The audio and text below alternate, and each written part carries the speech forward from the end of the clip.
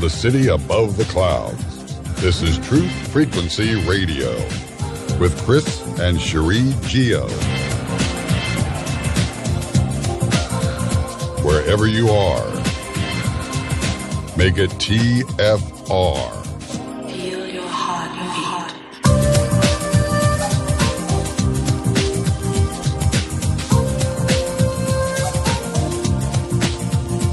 What is the Matrix? It's the question that drives us mad. I'm not trying to be cliche by saying that. It really is the big question. What is the Matrix? How do we break out of the Matrix? We've got three very amazing individuals on the line with us. Frank Castle, of course, my brother. William Whitecrow, my teacher. And, of course, one of our favorite guests, Sevan Bomar. I'm going to pronounce it correctly, even though I'm going to introduce him as Sevan Bomar. Sevan Bomar is one of the most diverse and enigmatic speakers of our times. He raises the bar for what is generally discussed by mental, spiritual, and physical advisors.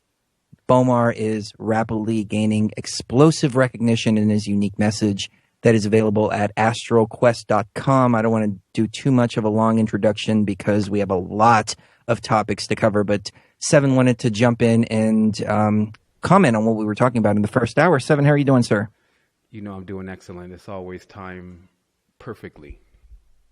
Excellent. Can you raise your microphone level up at all? Yeah, I can. Just give me a quick second. All right. So I take it you heard the first hour, which I wasn't expecting you to, but thank you very much for tuning in. Your thoughts? Oh, for sure. Well, I caught the last 15 minutes. And, just listening to Frank, I mean, the energy is catchy, it's contagious. Frank is awesome, yes. And so I really wanted to, as we're all doing this work, so, we're on different parts of the timeline. And, we're really here to connect this bridge. And, this message in itself will go forward from here and just what was expressed. And it will connect a lot of things for other people. And, just to give a brief background, just if anyone wants to check, and why I can speak, let's say, in this type of authority, because we're going to cover some space tonight. And, things make, if it's the truth, it's going to make sense. Like, you're going to be able to connect it with everything. If it's needing a little bit more authentication or a little bit more connection, then that's when it'll kind of sound weird. So, but right now we're actually at secretenergy.com. We've kind of consolidated everything and many of our portals into just that open source spirituality. And people will be able to find there a plethora of tools and different things that are useful in this expansion that we're on together. And as you know, I think we've reached now 16,000 members, so we're definitely strong. But it's still that same initial drive of figuring out what happens when you die, and being willing to accept what you experience, not just what you read, because obviously the experience is the real school. The knowledge itself is really just a map. It's not the terrain, because when it's next to you or it's on top of you or you start seeing it disintegrate and you're actually there, it's really the frequencies and things that start happening to you at that point that really make the biggest changes in especially the DNA and the frequencies. So I really wanted to just explain very briefly, just to simplify this for those that are technical, those that are scientific. Just in their terms of what we call scientific tongues, to just understand that, what we're really going to be talking about tonight is we're going to actually be talking about the Big Bang. But we're going to be seeing the Big Bang more from an internal level, and just all of the components and how they fit together in the reality, even the dualistic components are what we perceive as negative components. And then how that drives physical realities, that there's actually nothing really wrong going on here. What's wrong is basically our understanding of what's going on here. And so we're kind of spiraling out at times when you get floored with something that you don't expect to be going on. And then we immediately judge it. We put it in a category. That's how we do everything until we figure out edgewise and we're able to unlock it, basically take it out of prison and tell them, you've now pardoned it and it can go about its merry way. And who it would be, and I would strongly suggest that this be one of the greatest techniques that all spiritualists, occultists, whatever, begin to inherit. But that's whatever it is still another part of you. And so I really want to begin this, though, with ancient knowledge and how that really works as far as how much of this you really can take. because before the point of the Big Bang, the space that's actually there, and I'm of course being mindful of the time, but the space that's actually there is called a subjective plane. Now, the knowledge about this, you have to go all the way back to at least ancient Kemeton, to those areas, unless you're trying to get some super futuristic interpretation of something that's going to be somewhat fanciful for you to believe. Meaning, when you go into deep knowledge, it already explains to you that the only other space beside this one and all of the other segments in time is a space known as the subjective plane. And for us to even be talking about it was the reason why you would see beings like Horus and even what they've now tried to incorporate in the secret society, putting the finger over the mouth, because it's basically saying that you can't speak about it because you can't actually encase it in words and try to articulate it. It's nothing to do with all of that. It's totality. And it's a good thing that we have that there, because that's where the inexhaustible energy is located. And all we're doing on this side is we're determining what is the level of the degrees that we can take of this energy. And this is why degrees are an indicator for knowledge, as in master's degree. Degrees are also an indicator for heat or energy, as in how many degrees is it today? And degrees are also the measurement for the circumference around a circle, or the ratio around a circle, as in 360 degrees. So what the degrees are all about, whether you're talking about ancient secret societies, modern secret societies, these new founded spiritualist movements called universities, all of these are about degrees. And the reason is because when you're talking about the subjective plane that doesn't have a limit, and then you're talking about any being in the physical plane, no matter which one of the spaces they're in, they only have a certain amount that they can actually take before they merge with the subjective plane. Okay? And then merging with the subjective plane was, for any adept, it was never recommended, because you would lose all idea of who you were, period, across the timeline. The space that you wanted to really attempt to locate and learn how to hang in is more like what we're calling the fourth dimension. It's kind of the gate, or the door, if you may, and on the other side is subjective plane, and on this side is the incarnation, or the incarnated worlds.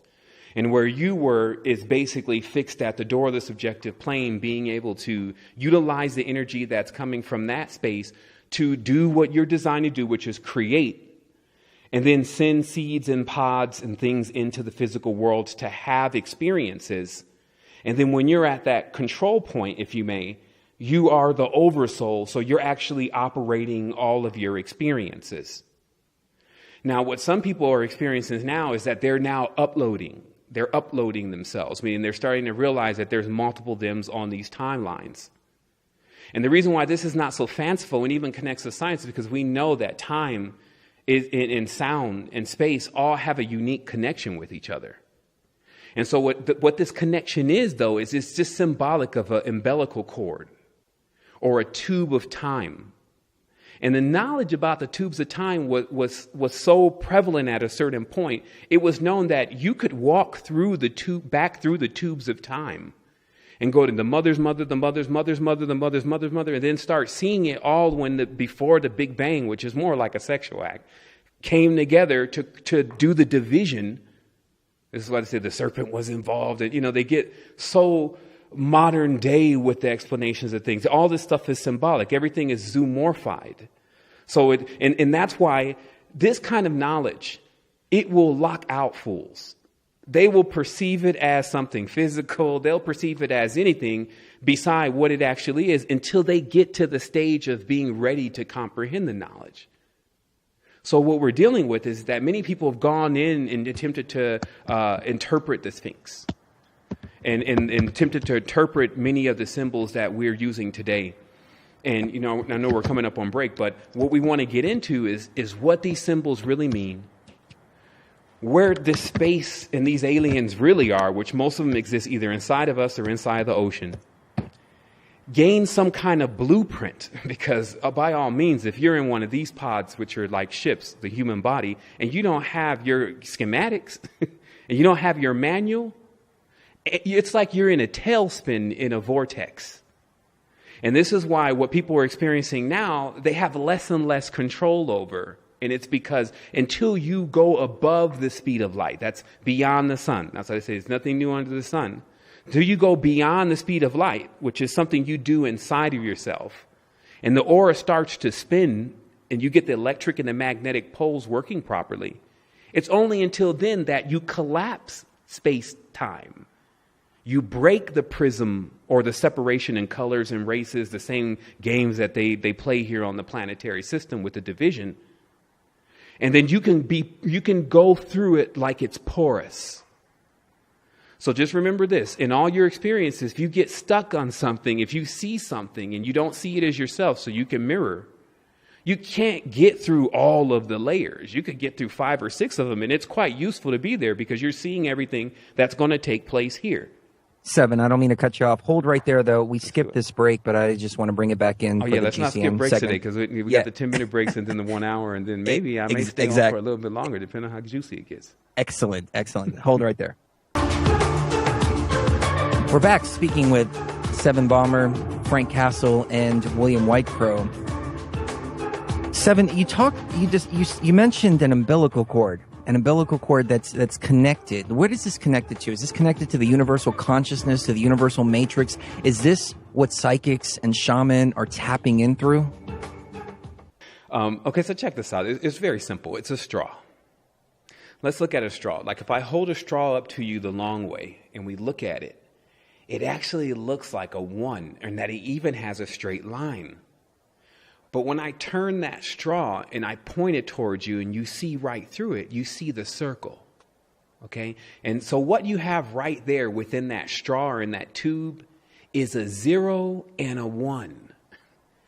And because that's what we embody, like I love to see people trying to get out of this and trying to be one thing. But the entire schematic of our existence right now has dual poles. We're male, females primarily. And that's whatever your juxtaposition is. A male, female, primarily male. How do I know I'm a male, female? I have a masculine and a feminine. Anytime I say 2 of anything, I have a day and a night. I have a good and an evil. I have a whatever thousands and millions of words you want to put to it. It's still all only one thing. And so this experience is really about choices and really about a buffet in a certain sense. How do you want it? Because until you find what you want, you'll keep going into worlds that are just diametrically opposed to the world you previously experienced because you're looking for something new. And what guarantees you're going to get something new is if you go into the experience to what you were actually polarized against in your previous existence. Okay, and this is called spiraling out. So until you realize what's going on, and when you realize what's going on, you can actually get back control of your vehicles. You can then, like I said, speed up your aura in the direction that you need to go. See, there's no positive and negative in a sense to you need to be doing good or you need to be doing bad. It's about what are you building and what are you destroying? Are you taking down old things that need to be moved out of the way, old cobwebs, and are you building new things? So you need both of these components. It's just about when in alchemy, if you get too much of something, it's going to become a poison. There are vapors that can come off of the crucible that will burn a hole in your face. So the formulas have always been, and as we always know, the cure and the poison, they're together.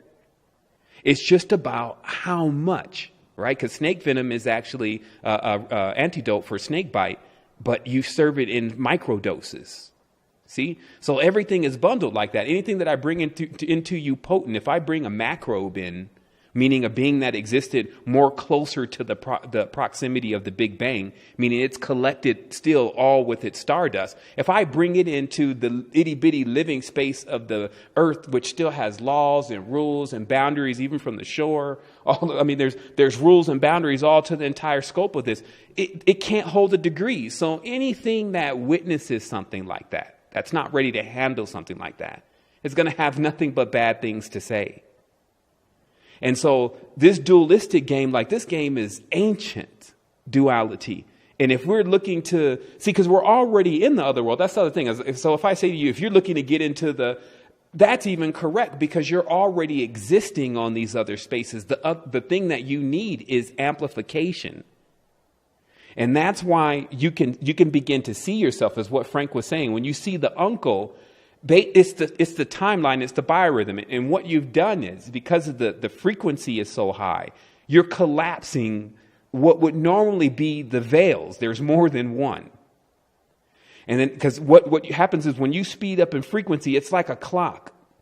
You start moving at a faster FPS, frames per second. As the frames per second start speeding up, this actually allows you to see the spaces in between spaces and what went on in time.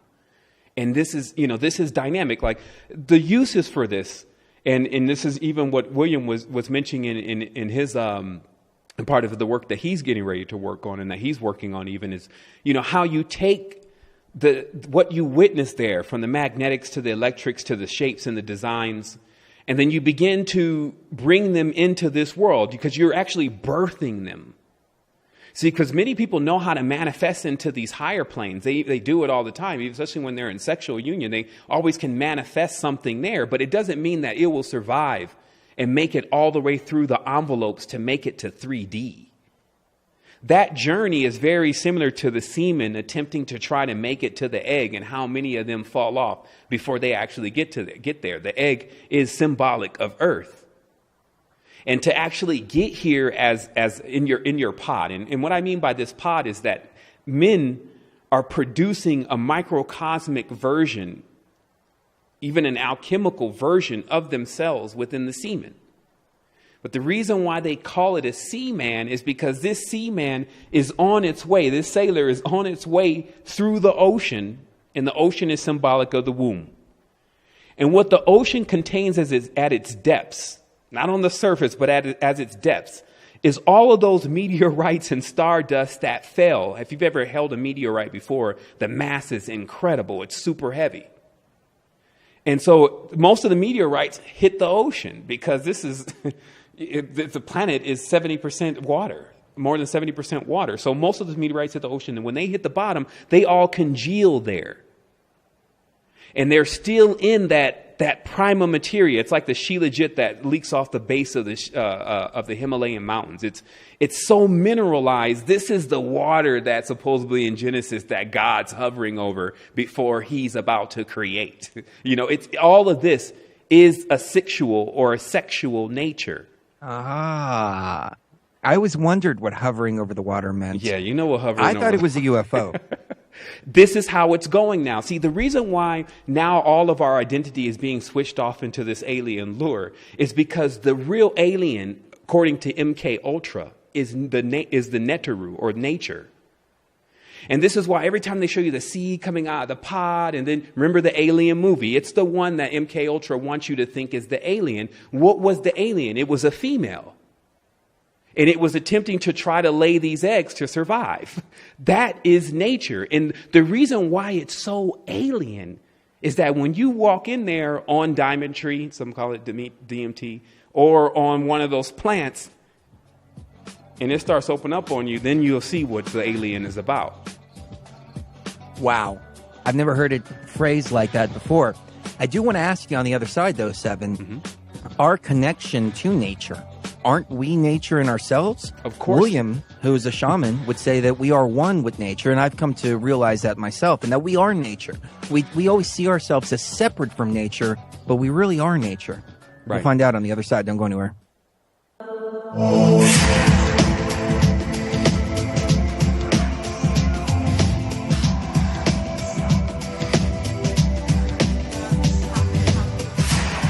So what exactly is the nature of reality? That's what we're going to find out. What is nature?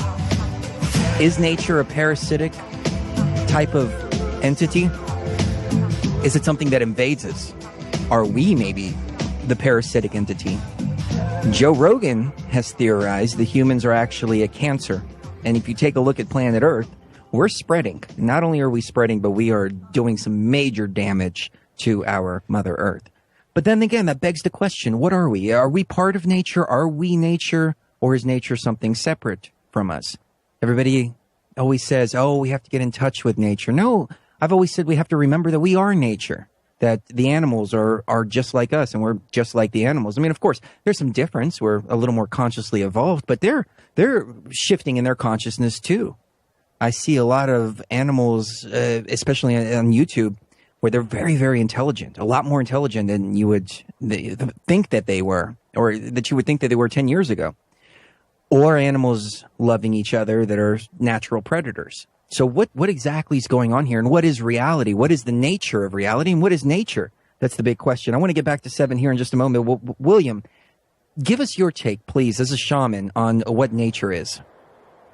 Well, what nature is what is. I guess that's the best way. We can talk about microcosm, macrocosms, and everything we want, but it is what is. We are part of that. We are not separated from it. And that's the biggest mistake we're making right now.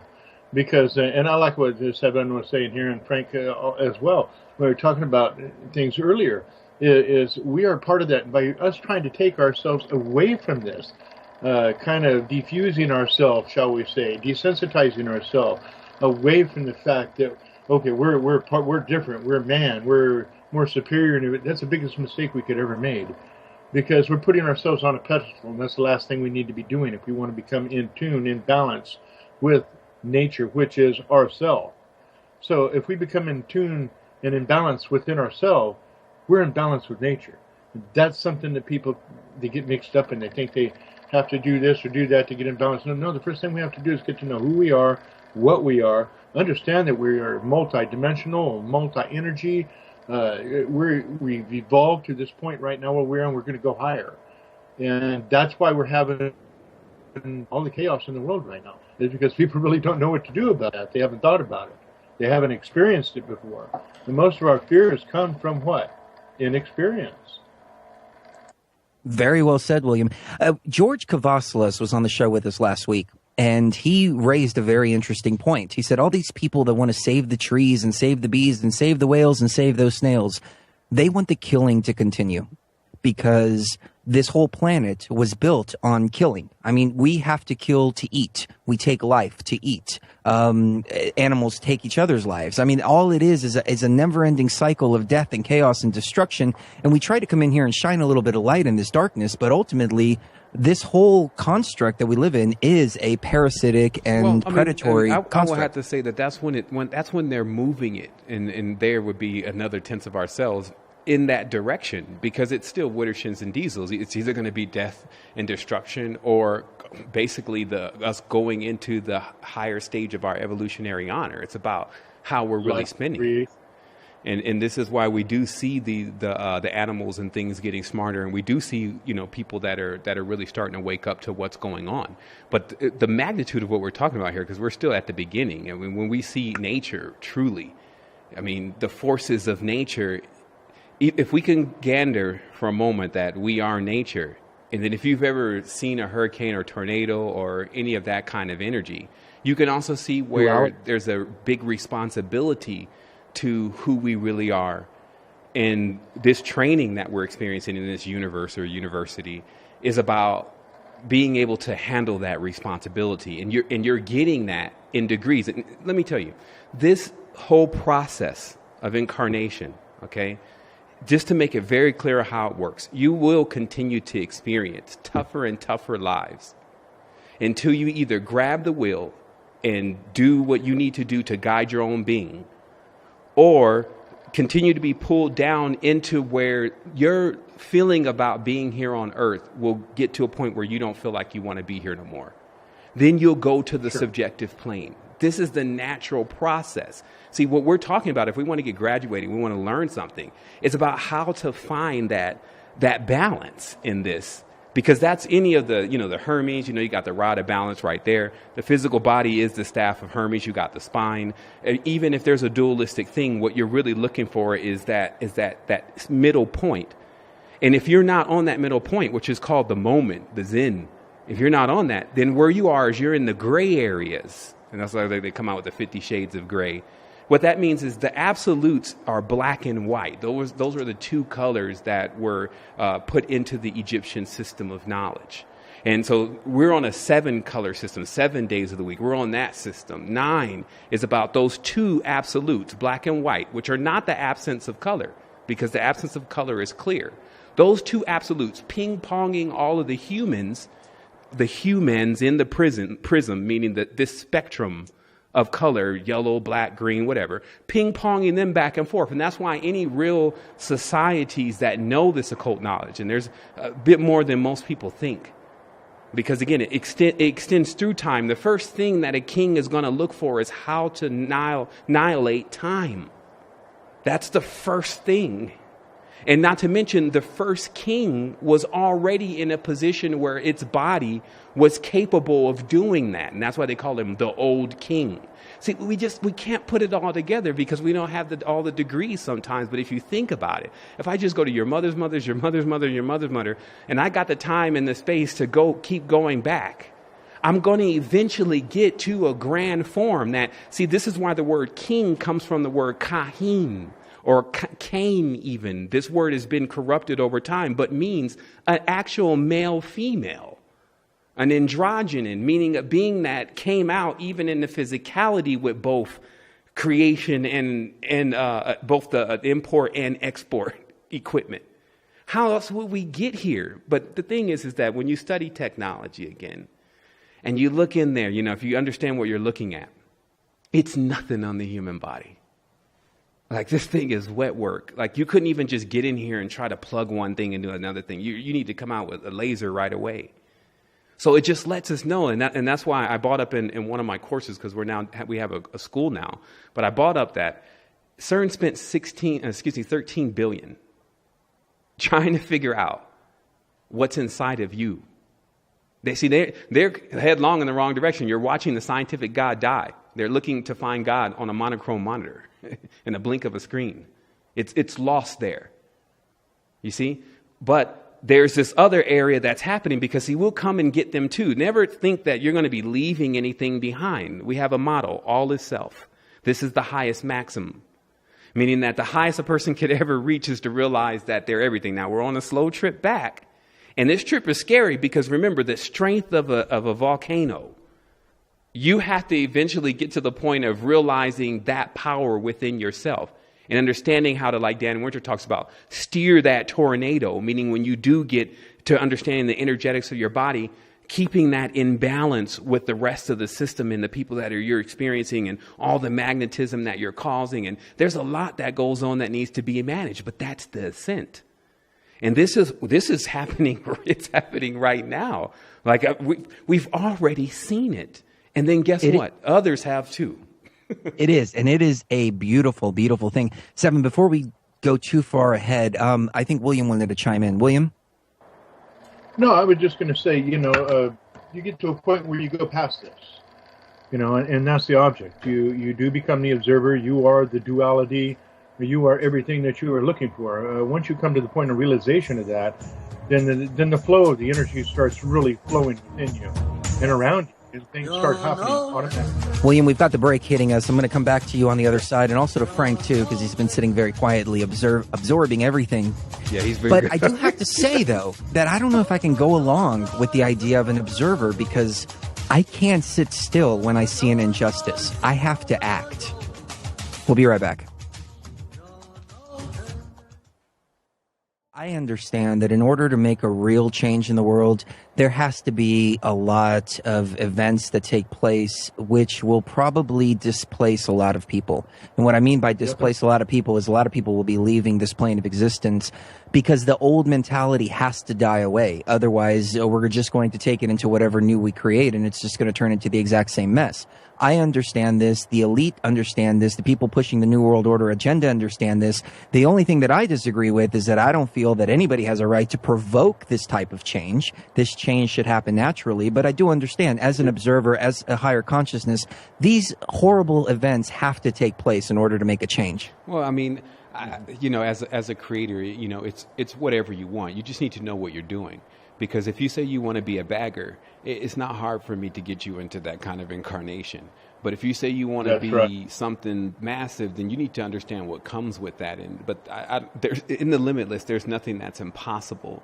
But it's kind of clear, and I think anyone who's been just a little bit onto the threshold can see that clearly the energy is there. and it's catchy. Like people can touch you, and many of its experiences now. But when you go into the high vibration or whatever you want to call it, if people even touch you, it's like a shakti to them, and then they have an experience. Their kundalini goes up. So if we understood what was going on, though, because remember, in India, there's this temple, and they call it the tantric temple, and you just see all these people in these different sex positions. That's actually the spaceship.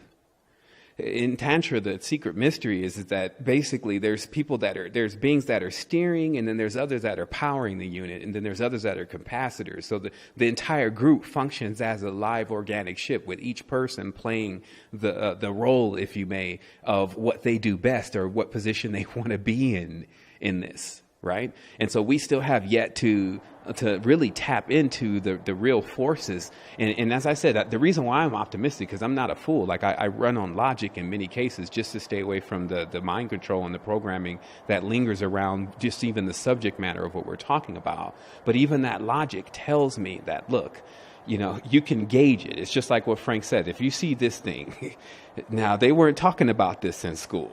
So what else do you think they're talking about? And what else do you think they're not talking about? And then this becomes then the big trust factor. How much do you really trust what you're experiencing?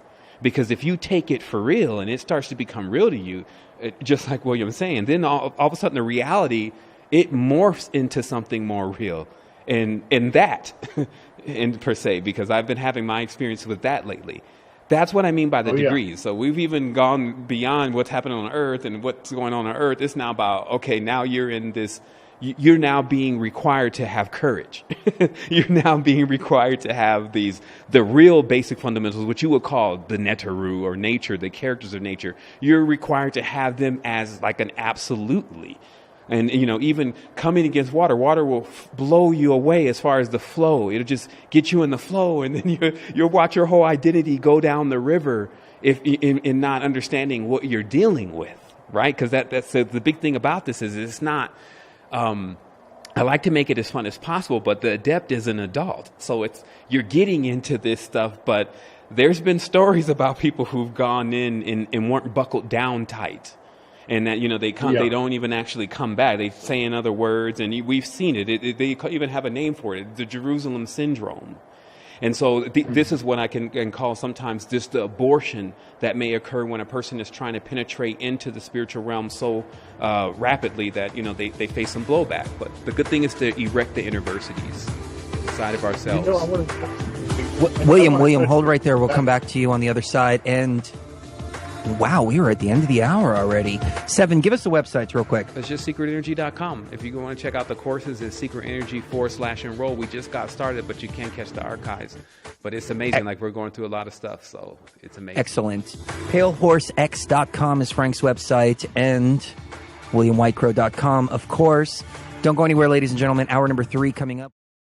William and Frank, I'm going to let you guys go in about 12 minutes. Because I want to wrap it up with Sevan in the last half hour. But right now, Sevan, anything you want to chime in on as far as what William and Frank have been talking about?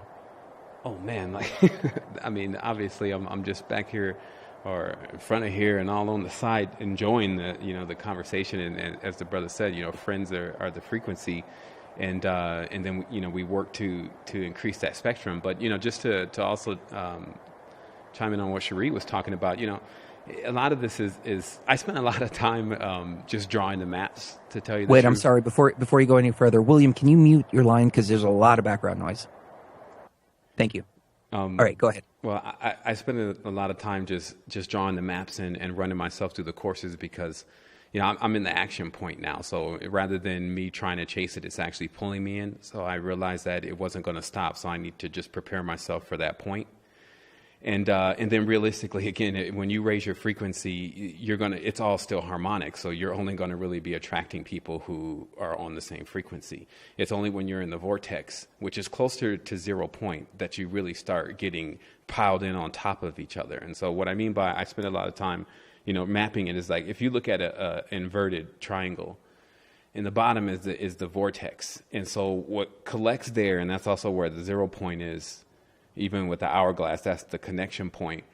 what actually connects there is just all of the essence on top of each other. So this is also why there's bacteria, there's things that you don't want to happen, there's negative frequencies, there's all of that in the vortex, because what it's actually is the path to the other door, basically. So let's say what white and black really are their doors. So there's some people who've come to the realization of the matrix by entirely different means. I wouldn't just automatically assume that everyone had to go through what we would call the bottom end of the vortex, which is also where I've been through, to tell you the truth. So it does ring true in that way. But I know of other individuals who it was their propensity to be able to contain a large amount of energy in their body and a large amount of will. Like I met one guy who was an Olympic swimmer. And he was capable of doing these things because at one point when he just kept swimming, he cracked into the Zen, and then he could handle the energy, and he just kept going. And so there's different stories, but as I was explaining earlier, it's all a mechanism. There's a period where we do a lot of introspection to ourselves, and we're fixing ourselves. Every time we even go to the ceremonies after a while, whatever it is that you're using to go to your ceremonies, it's always coming in for repairs. But there's a point where you're fixed and you're perfect in your mirror. And then now that's what I call the day after ascension. So when you get to that point, to try to solve some of the biggest issues, it don't become an issue at all, because Sol, or the sun, which is soul, existed before what we would term as a problem. A problem is a negative energy or a darker energy, right? It has its uses. It's prime materia. It's ma'at. It's matter. It's the panacea. We can use it to do different things. It's malleable. We can shape and form it and fashion it through different planets. We can do all sorts of stuff. But are you benched? That's the big thing here, because if you're just a seed and you're coming through your experiences to really become the tree, all of these preliminaries that you're experiencing, this is all a part of shaping you up. And so what we've done is we've taken the old maps, because remember, there was an enlightenment era. The last enlightenment era was 300 years ago, 200 years ago. The age of reason just was there, and all the knowledge was sequestered.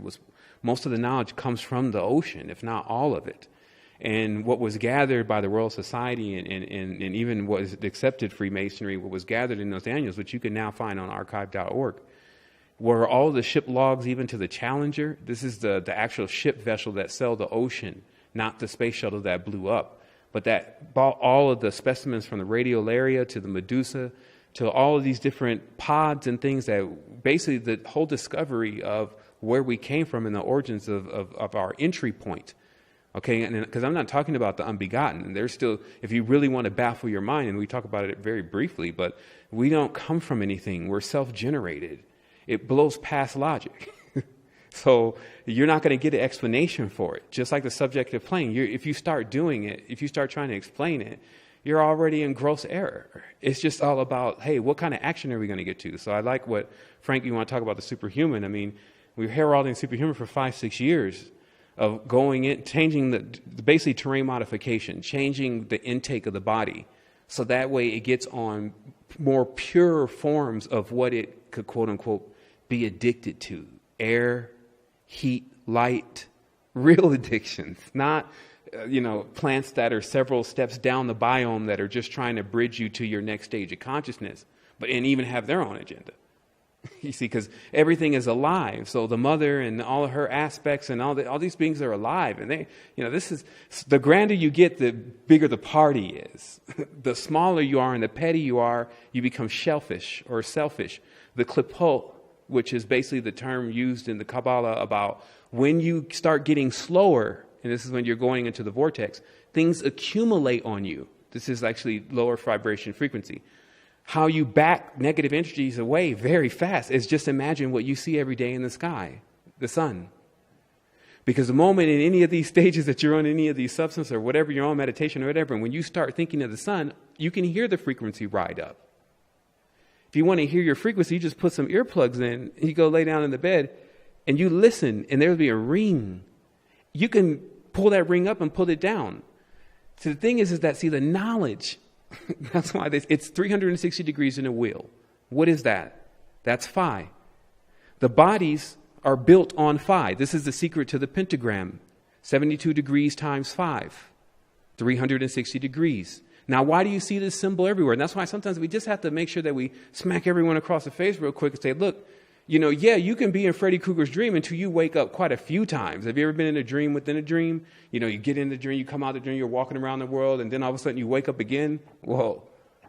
You see what I mean? So but to really track that, though, because talking about it, we're doing it. But these are the steps to do it. It's about the energetic potential and how much the body can hold.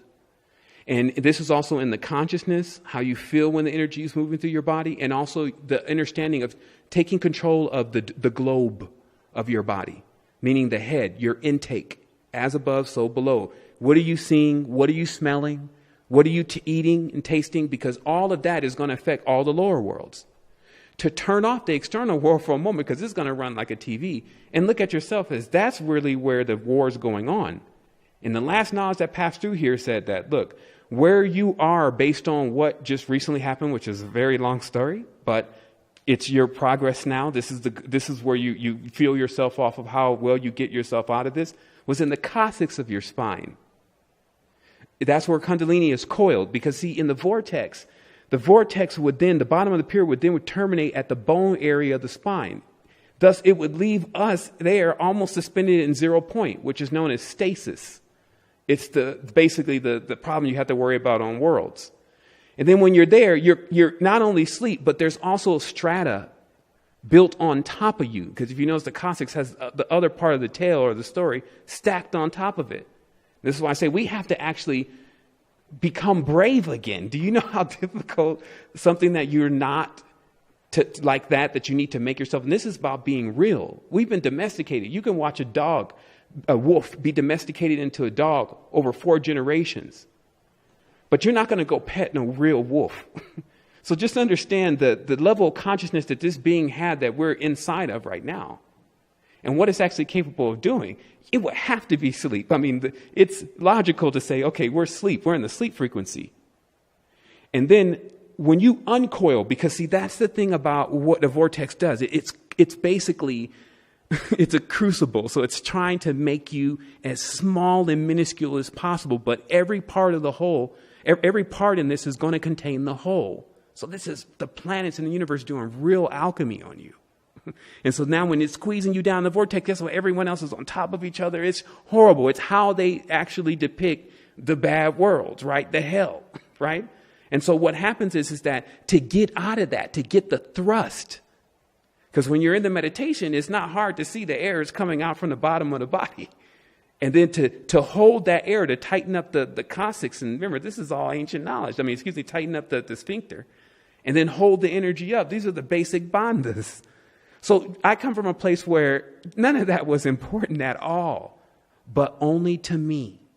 Because even as a child, anyone that's in this, it's really more rather than the bad things happening, because it's just like, the angel in the world of hell for a moment, basically. And that's, you're getting a good weathering for what you need to be doing next. Who do you think they actually send in on these situations of when the whole planetary system needs to wake up because they pulled themselves so low in the vortex?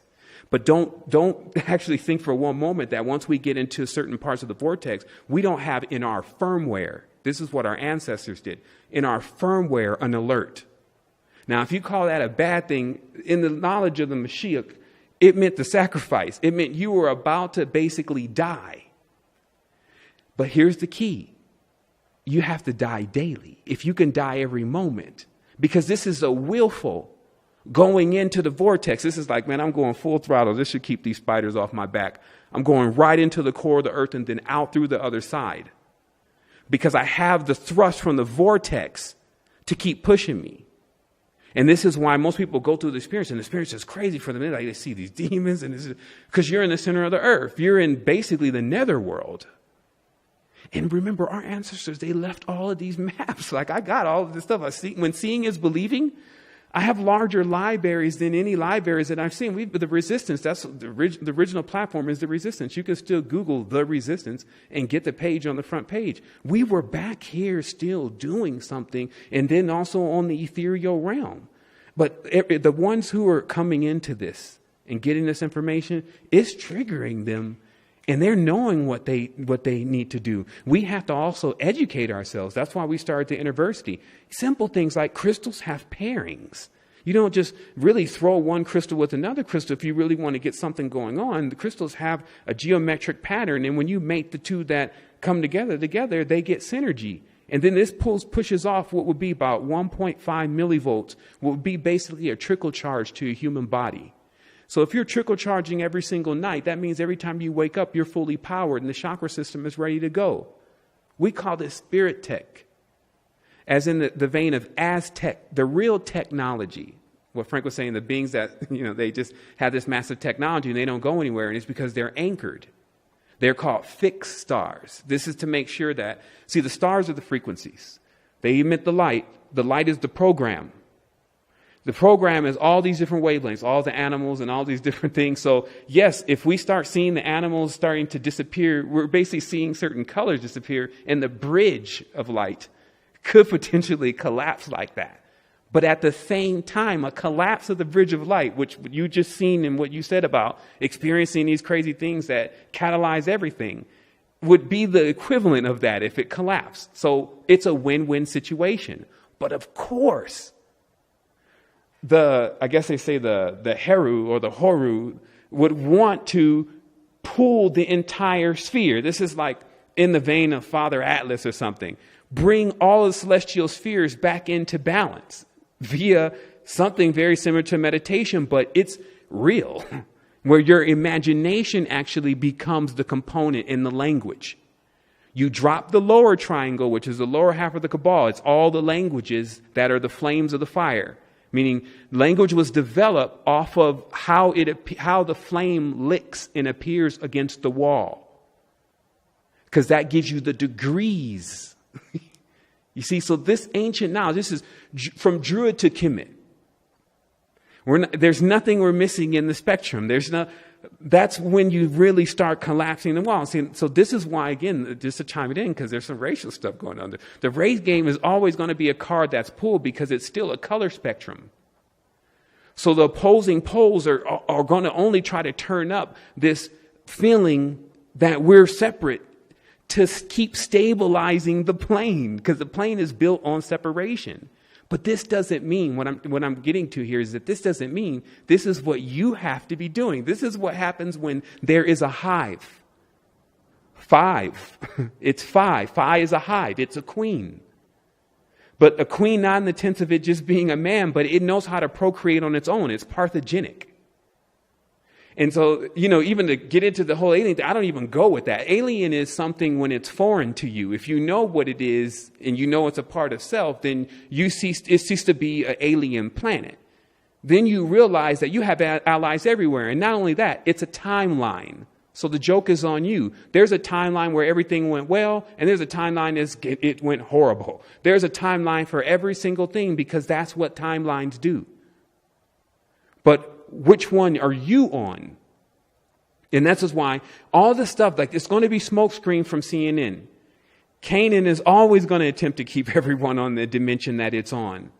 I mean, even there was a new Mad Max movie. They had a guy feeding on the other guy from a tube. This is symbolic of what you would be dealing with. Dan Winter talked about it. It's the Saturnalian principle, the grayness even of the moon, that what that frequency all ties into. This is called the grays. These are the ones who remain in that gray area, right? They're black and white. That's the colors of the masonry. But see, what we're here to do is we're here to pick up the torch and to take it even to the next level, to where these beings drop the torch. See, this is where compassion comes in. Compassion is the compass to Zion. Compass Zion. It's all in the words. So when you have that compass, when you can see something what would be horrible for others and wish it into perfection, that means you've taken it now as what your mother would take it as. That's why they call her Tiamat, Yamaya, the mother of monsters, meaning the planet still will embrace her children even as the child is deformed. So until we even can get on that spectrum, we're still, playing in the minor leagues. And see, I'm again, just like what Frank is talking about, the evolutionary trigger of the superhuman was a key pinnacle for me 3-4 years ago, when I started noticing that all of what they were really saying about power and energy was really true. Not the really true like I'm imagining is going on, but the really true like, okay, it does break down to some basic principles. And so not to get long-winded about that, but there are things like even our breath, all the power of our intake, when we understand how to really deal with those and use those, that's when we're pushing through the spheres.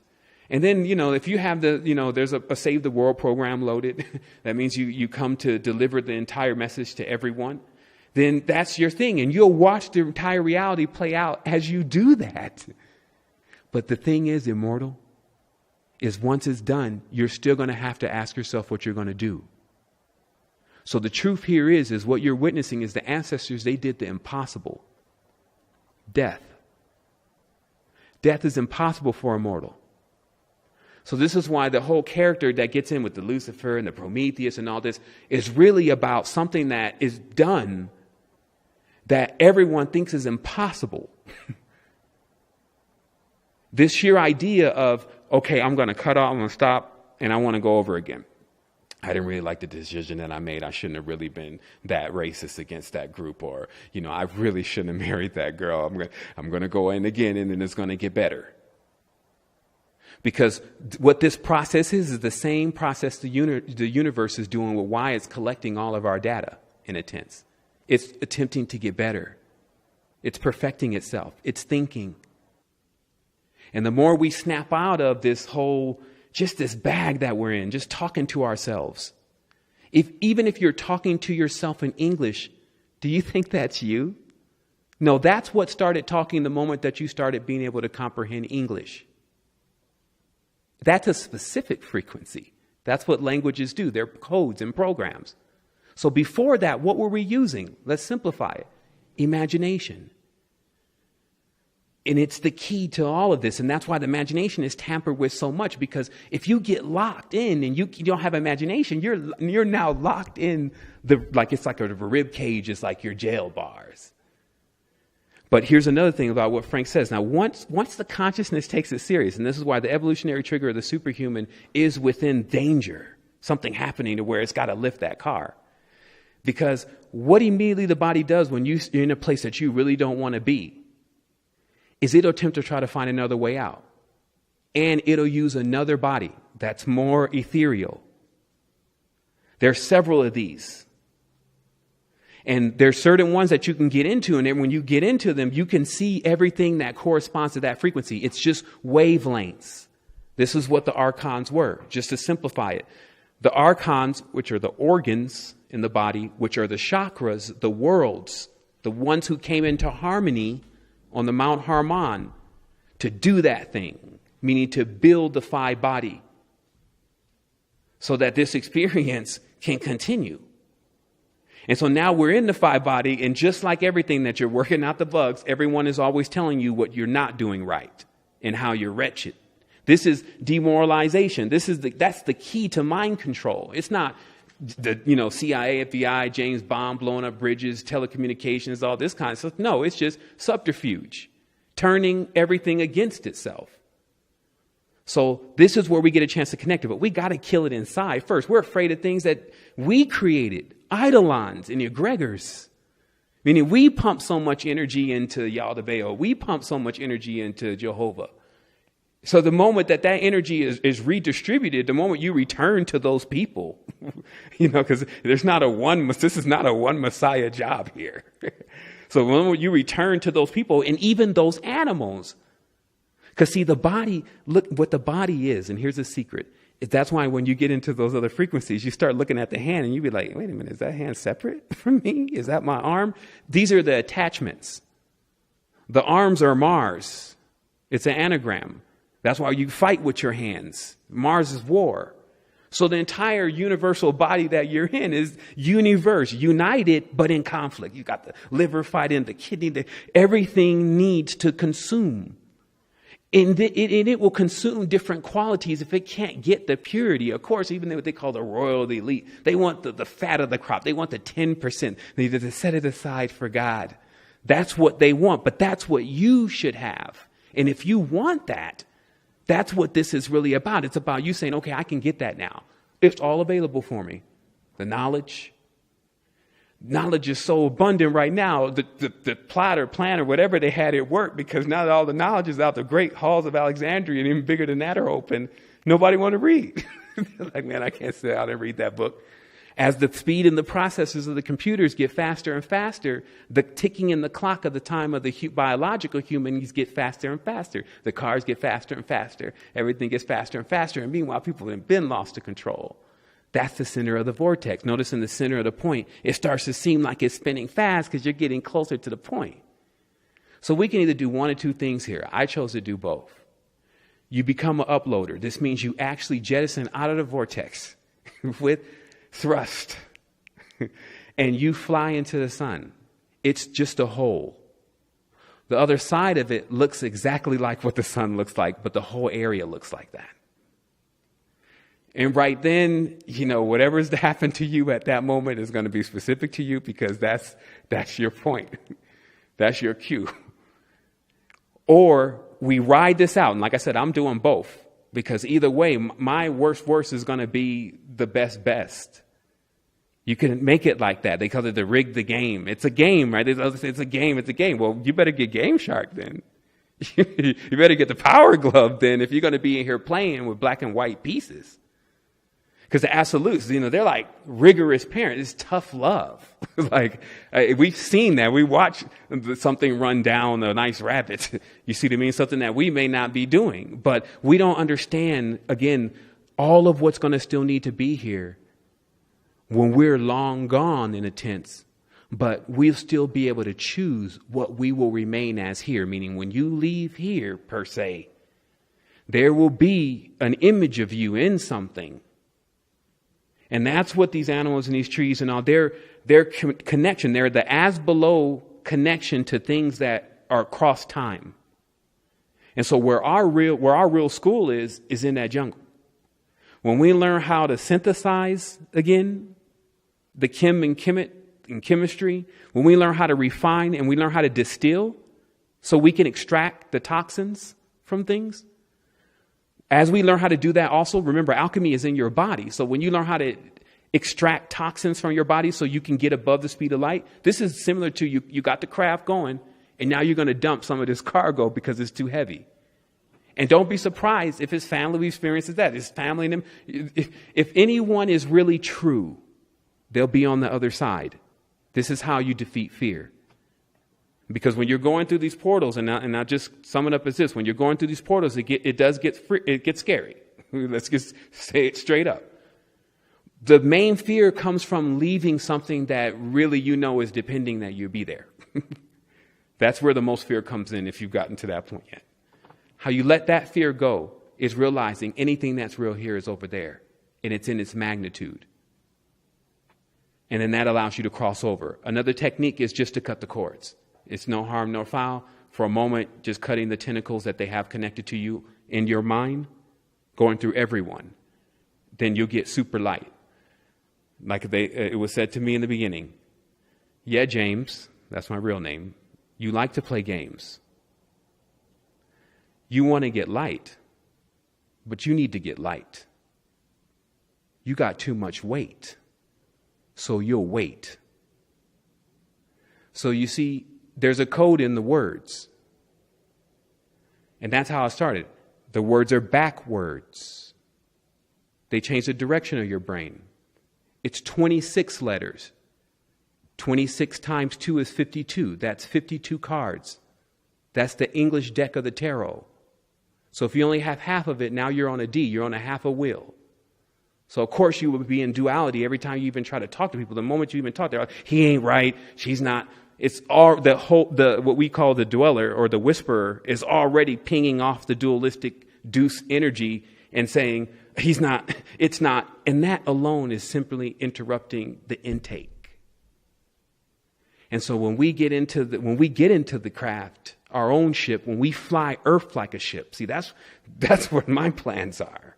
Getting to a point of where we realize this is a big ship. The space is, man, it's big. We can go tons of places. They already discovered what you would think is the fountain of youth. All of the particles that we need to repurify the system are already contained within the earth. And it doesn't even mean us all here as physical people, because you'd be surprised how many people would jump out of this body with the ability to go into the one that flies all the time. Some people always think about that. They're like, well, how's everyone going to go? I just don't see. Because you're looking at physicality still. It's flying and connecting through etheric field. It's more of a mesh. We come together in a different kind of way. So you see that's what I know. You can see this stuff, and I'll just conclude it like this. It became so difficult for me to prove that this wasn't going on.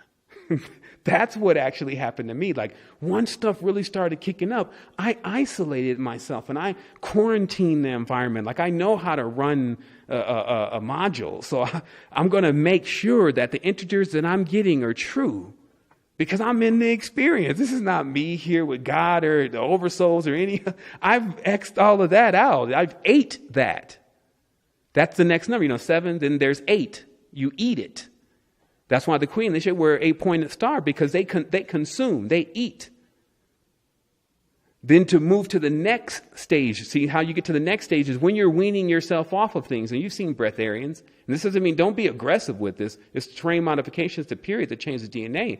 But realistically, as you begin to wean yourself off of certain things, mainly slow down light and plasma, anything made of car, because car is the karmic world. It's carbon. So the more carbon you have, the more you'll get way down into the vortex. You'll be like a daemon or a diamond before they're done with you. And then you'll be a rough cut stone for a minute until you're completely chopped into facets, is what the great, if you want to call it architect, arcana, whatever, that's the universe. That's what its design is. Now, what we are is we're navigators. So the fastest way we figure out how to put our hands back on the throttle and take us, children, wife, family, the ones you don't like, whatever, Albanians, ethnic, Clinton, whatever, and learn how what you're really talking about when you're talking about getting into a higher frequency. I don't care what the person is suffering from. See, you see their body as light. So you see the imperfection in the light. The light begins to mirror you. These are just crystals. As you begin to mirror it, it takes from you the imprint.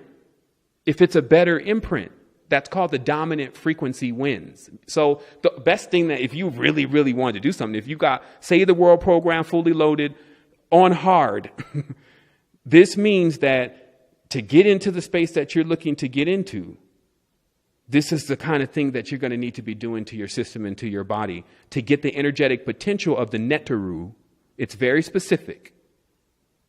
Like the reason why they zoomorphied this stuff, like the crocodile, 60 teeth. That's 60 seconds in time. Sobek, the crocodile. It's one of the oldest beings still been here. The ibis. You watch the ibis come from the river. The ibis, when it's sick, ibis pokes its beak, takes water in, pokes its beak into its rear end and blows the water up until it gets so full of water, and then it releases everything. You see the worms come out, and then the ibis is back on track again. They learn that, and then they learn the enema. We watch from nature because nature it still responds. How we feel, it feels. Like when you're in the jungle, like if you start losing it in there, the jungle starts losing it. If you're together, you can open up an entirely different world right there. And this is because it's all about resonant frequency. When you go into downtown, you're in Saturn. That's all lead.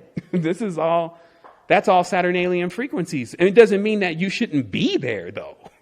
See, this is where, the run-ins got to quit. If you can't go to the base, if you can't go to the mass, you can't help the masses. You can't help the people. But they deserve it. And this is why mass and Ma'at and all that is connected, because we ate from it. It nourished us. That's what this agreement was about. It's not in a paper. It's not on a stone somewhere. It's about when you eateth from it, the communion, you now share and partake. So we have partake. And so that comes with a big responsibility, because that's why it's depicted as a woman. It's like once you finally get with a woman, it's a big responsibility. So you better not be playing around in there. But this is the earth, and that's why the earth has, some people are dealing with the ice queen side of the earth right now. This is the more the negative side of the feminine. But don't think that that's just a human female. There's female lions, there's female frogs. No, you're dealing with a force that can meet you really anywhere. So this is why a big part of our progress and how this thing is reflecting us is that it's WYSIWYG. What you see is what you get. When you learn how to change what you're seeing, that's when it changes. It's strange like that. But that's even only a drop in the bucket to how it really gets. And like I said, where I stopped at was trying to figure out where nothing comes from. Wow. You see? This is really deep, and we've talked about these type of topics before. And when I say deep, I don't mean any pun intended, as far as that goes. I'm sorry, I can't help myself. I'm trying to keep the straight face here. But seriously speaking, though, I've heard you talk about this quite a lot, and so obviously there's definitely something to it. My only question is, though, how connected are we to our human bodies? In the sense that if our human bodies are not functioning properly, can we still go on? I mean, are these things really that necessary to our enlightenment? Because it's like saying, well, my car's not running well, so I'm not functioning properly. Well, this is the same thing of why you were asked, well, why are these people in Gaza getting bombed out and these kind of things, when one would ask, is the body really in the shape that it needs to be in order to get into this other vibration? It just depends on the individual. But see, this is the thing. This is why we work as a unit. To repair the body. See, because remember, people have things going on with their body that there's going to be no modern medicine, even cell salts, Ayurveda, and all those things are not going to fix, because something could even be missing. Like there could have been surgery before that and something's just completely removed, right? But first of all, always remember, this thing is, when you really see it, just because your arm is gone doesn't mean your arm is gone. Okay? Because it's just about what part of the timeline are you really existing on. So this means, what I'm saying to you is that you can go in your consciousness into a previous version of your repaired self. But the technique, now remember, that's what I say, it's not your technique. Sometimes it's your speed. But in this case, it's your technique. Because what you have to find now, because whatever is going on, it has definitely a connection. It's something that needed to be fixed, that broke last life and lingered into this life, maybe, right? And so to fix it, you have to study more techniques of how to actually fix things. And you go up what they call the ladder of lights, meaning that if it's on the dense plane and you can handle it on a physical level, you can work it out, you stay with it at that level. If you have to go to the etheric level, this means that etheric patching, this is basically done with bringing in prana. Because obviously, if we're living in the pranayama, it's because we're eating prana. This is what's through the breath, what's through the air, and what we're pulling out of it. So you can restructure something with prana, right? But then if that's not going to work, and this is why you're going up the chain of command. This is what's sometimes seen as the angel and the demon. You got to find the angel that's going to thwart the demon. Again, just the fancifulness of these people. They love the story. They love the poetry. They love the romanticism. That's really what caused the most problems, because if it's just not straight up, tell me how you get there. You go up the ladder of lights, and then when something is not working, you go to its superior. You see what I mean? But don't stop, because still remember, as the overall thing is like the parable of the sower. Some seeds fell on fertile ground. Some seeds got picked up by the birds or the angels or the bards. Some seeds got picked up by, and they sprout up for a minute. They're excited about it for a moment. And then when they see the ascent is not exactly like going downhill, think about what we're talking about. Now, if we're going to fly out of the vortex, that means we're basically going to be climbing a mountain. And the sun is going to also be spraying us in the face because it's spraying the reality. So metaphorically, what this means is that the higher you climb, the more it's going to be like, maybe we need to stop climbing until you get, to a certain point. And so, of course, most people would rather choose to go with the flow. You'll see it just like a vortex going down a sink. Just like the spiral of the cosmos, it shows you right there. It's spiraling right there. The back of your head, it's spiraling right there. So it's all going to pull to the center. So now that's why the motivation, I tell you, is the key for us, is that even if something's going on and, somebody's telling you that, it's too late or this is not going to work or no. This just means that we hadn't find exactly yet what was the solution. But always remember, even mathematically and all the certain integers of the universe will fall apart. the solution is there before whatever this problem is. Surely the light is always there before the shadow. So this means that it's just about you finding that actual technique, and that's what the alchemy is. And that's what we get into. Like we've got into, just taking it piece by piece. See, there's no rush, just like when William said, you step outside of time. That's what the seven is. It's outside of time. So the whole time component, it spins around and it does its thing. And just like you got off the merry-go-round, it's because time moves around like a circle, and it's dizzying. You're like the spirograph, as I was showing the other day. The spirograph draws out perfect patterns made of curves that are very similar to the geometry on each person's chakra. Meaning that many times as they go around the cosmos with that tube that's coming out the back of the head, that's leaving the frequency of them in that position of space-time making those choices. That's like playing across like a large fucking record, excuse my language, but it'd be like a disc on the planet Saturn or something. That would be your life. It's like, should we play this? So if you want to stop getting played, because that's what I realized, if you want to call it a grand conspiracy, I just think it's kind of childish. It seems almost staged in a certain way, when you really get up there, but it's not pretty. Meaning that all the stuff that goes on in the world with the blood and the gore and the killing and all this, we've had enough at this point. And so so the saying is, when I see death, pestilence, ignorance, injustice, I incarnate. And that statement means that those who have that evolutionary trigger, when they start seeing that go on, because it's not supposed to go on their watch. Like they don't want that in their timeline. That's what they chose not to have in their timeline in any spectrum of them not doing something about it. So when they get that alert, that's when this kind of stuff starts coming through. Like I said, it's in real time. It's not about bragging about something, saying something. It's not, all of that's gone. All what's left now is just the action. And we're in this. And if I say I care about you, I'm going to do my best. And that's what I push for every single moment as much as I can, because it's integrity. And it's also a test to me. I want to make sure I don't fall asleep in a Freddy Krueger dream. I've been there before. Like I can go off. And the thing is that I'll tell the major ones, watch out for the cold water. Meaning that when you can, as a flaming fire, if you get snuffed out and you don't get control of the gonads in the energetic system of the body, the male body especially, and you understand the key to what is being produced with what we're calling semen. And then female, because I figured out a major key, Cherie. This is a big one.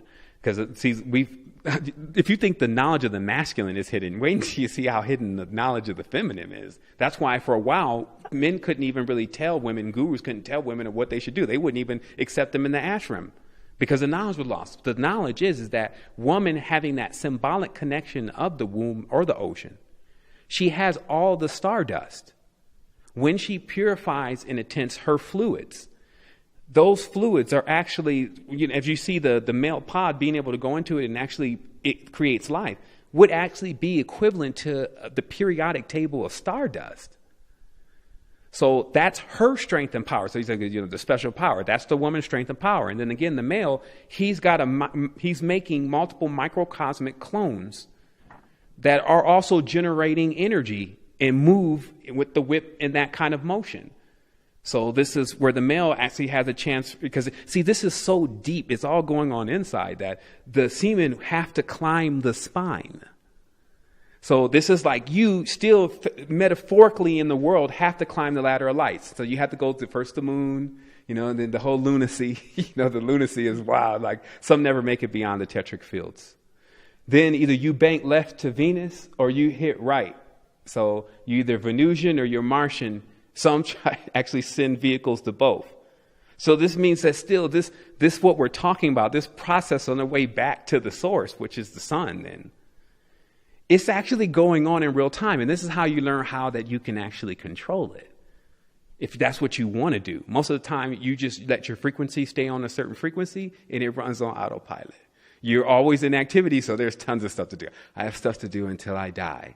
I'm really one of those beings, though, that I don't see my death. I don't actually see that happening because I already know what's here. And I always will say this, and I always say in closing, but we're getting to the top of the hour. This is the last thing. Do yourself a favor and always have a break glass in case of emergency around. You know, I have my family, my background in my family, there's some military people there. And they were ones that had to command other people. And when you are in that position, if you send someone to their death, it's going to weigh on you. It's a serious position. So in all of this, just remember, this is not a game. This is adult stuff. We've said a lot of things. We've laughed. We've taken some metaphors, whatever. But just remember, break glass in case of emergency is always keep a method that allows you to go into your higher state of consciousness in the event you know that that's something that you need to get ready to do. And I would advise you, don't wait until you get to the afterburner, like meaning the fire is right on your ass in order to make a move.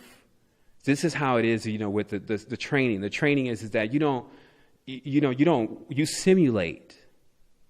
That's how you can wake up the body's vessels. And you know, when you're even working out, you have to simulate that you need to be there working out and that you need to put strain on it. So just remember, if you want to go to the next stage, it's you challenging you. You're sharpening yourself. And make harmony with your body.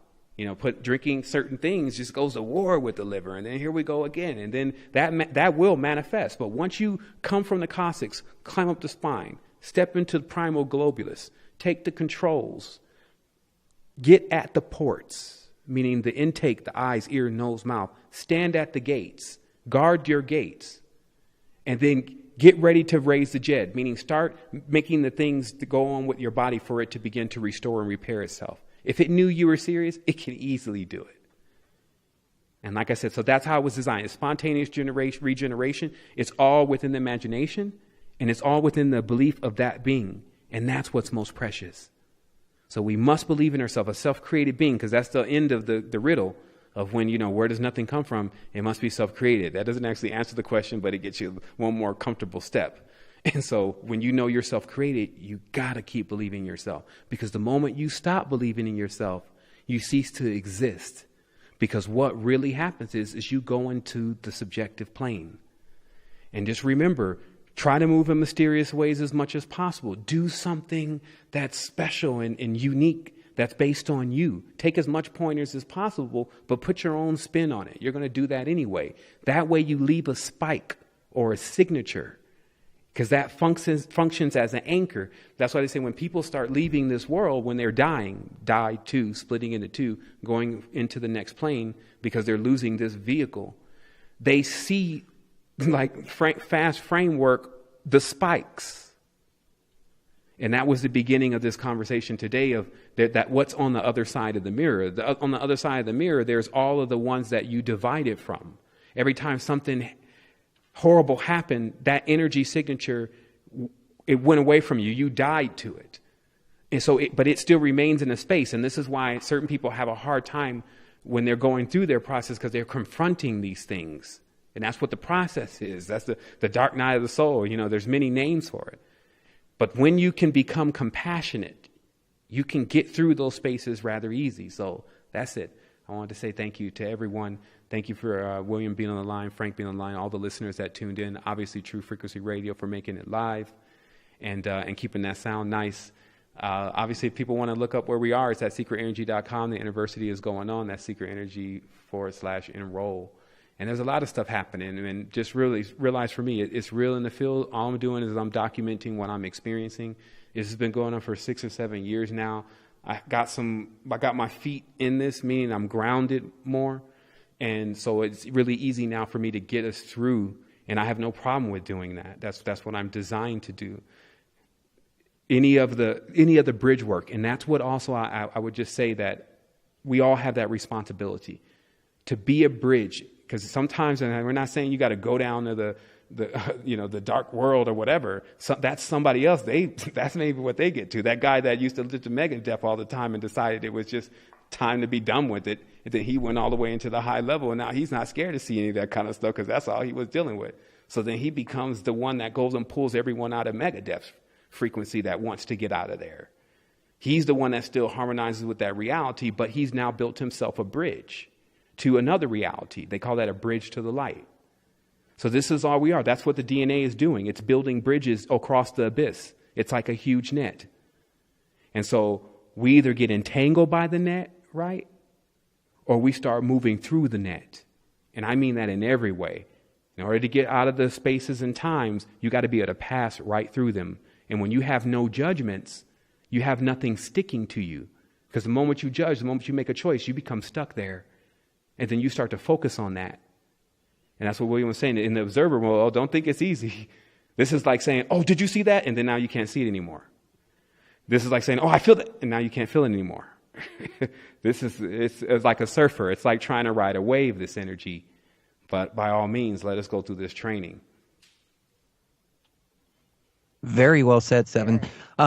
I stopped the clock here so we can continue going as long as you'd like. What I do want to ask you, though, and I don't know how much time you have, so just let me know whenever you need to go. But I do want to ask you, we talk a lot about manifestation and manifesting events and even physical things in our lives. It's a spiritual and energetic alchemy, which is basically what we're all trying to achieve to make our lives a little bit better, make the world around us a little bit better, make the world around us a little bit better for other people. But for the listeners out there, Sevan, I know this is a really big question, but where do they begin to start with these manifestations? I mean, maybe you can even give us some examples on some of the things that you've been able to manifest. Let's make it very simple. Like what you're really looking to do is just cultivate energy, because the energy is what's needed to make the manifestation happen. And then the actual faculty that's used to manifest something that actually becomes out perfect rather than the monkey's paw or something that you don't want, it's not attached to the mind. So the main thing that personally what I do is I just build energy through the breathing and through those kind of techniques. So that way I see this visually. I don't take the small pieces of it of, I need a new car or I got to get out of this apartment. What I look at is how much energy do you have, because that's your current. That's why they call it currency. That's what controls most of what people can do around the world, right? It's the alchemical correspondence of dirt into gold that was created as it being an identical. That's what they call it, a dollar or a doll. It's supposed to be identical to what a human being is, but a talisman, a piece of paper.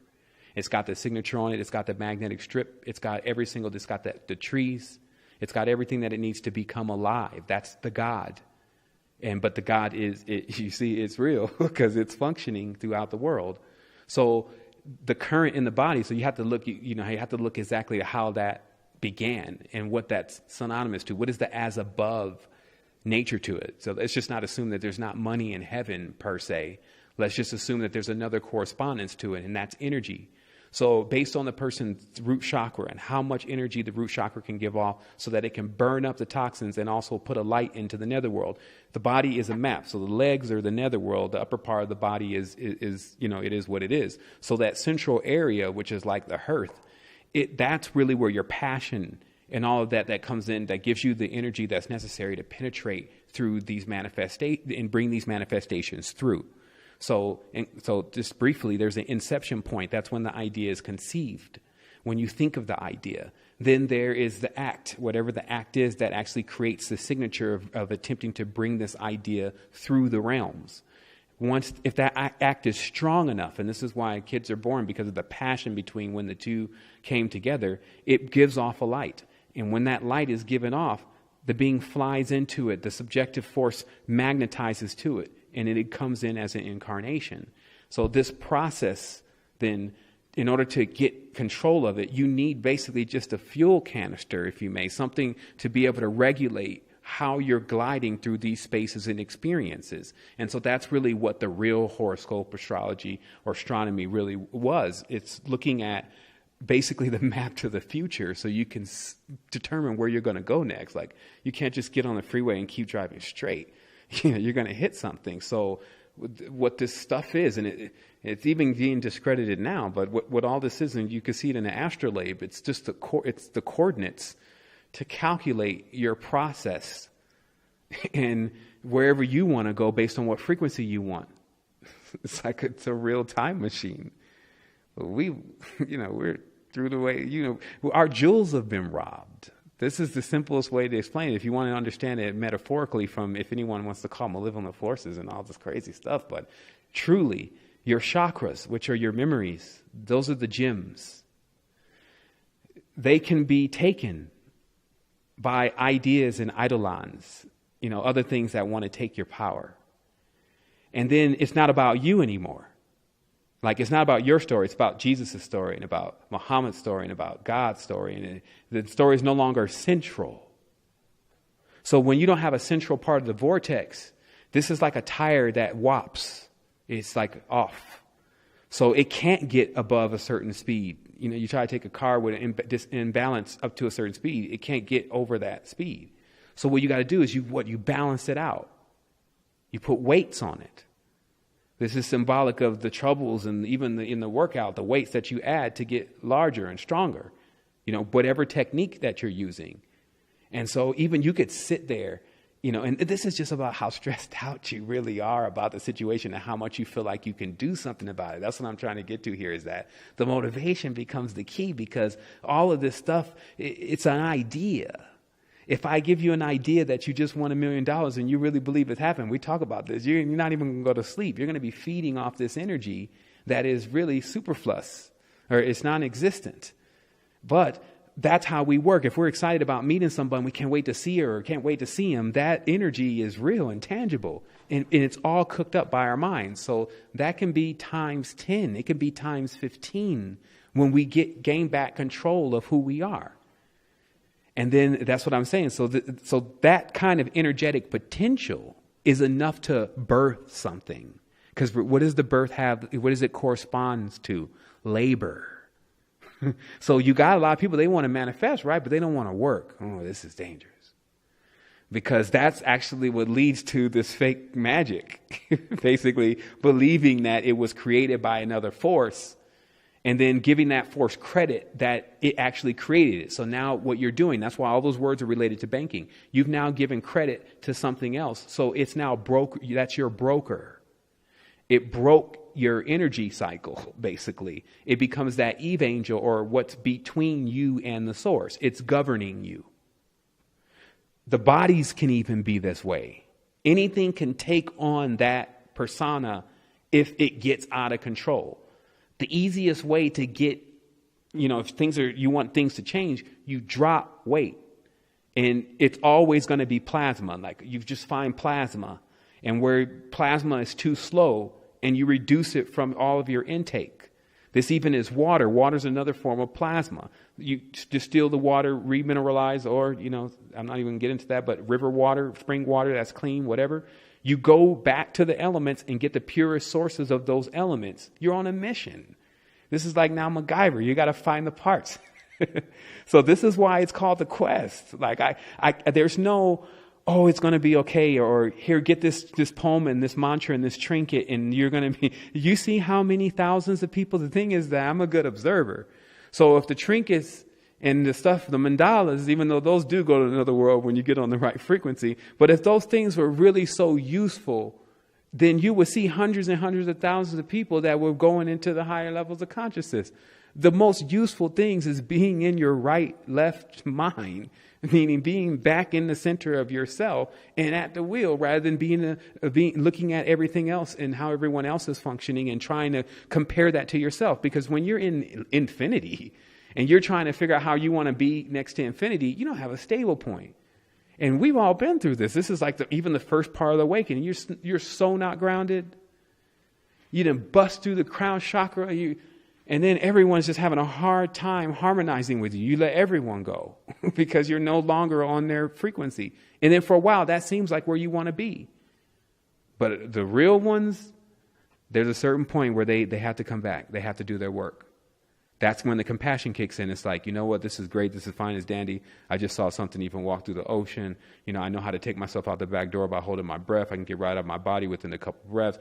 But all of this is nothing if my friends can't enjoy it. What happened to my friends? See, when I was younger, I had friends. This is what we get now. That's why I see the progressive. I deal with frequencies and all sorts of things. So there's a progressive wavelength that you see that people aren't close like they used to be. A friend will let you go like that. You do one thing to a friend, bam, he's just gone.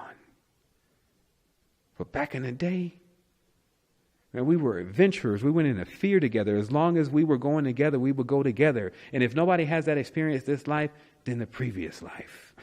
Fill in the blank. together. And so that's what this next thing is really about. It's about collapsing this whole racial prism thing, realizing that both opposite sides of the spectrum are really the same thing, collapsing that prism and being responsible for the energy that actually comes with that. And then begin to take our next step as being the planet, right? Like now you're now male, female, able to actually support several things with your frequency and have that foundation to where you don't just run out on them when something starts going what, I don't know, definitely not a supreme being is thinking is wrong. That's all funny. Wrong? Imperfection? What is perfection? Shit's good for fertilizer, but horrible to eat. Show me perfection. It's just all about where you're putting this stuff. And see, again, that's the alchemy, that's the formula. So never forget that. Like if you think that is always the good, roll with the bad, it's because you need to understand the weights and the measures. And then with yourself, like I said, don't get crazy about it. It could become your worst enemy, meaning just you can't eat with the folks no more. You know, you see him, he doesn't look like, what do you think he's going to look like?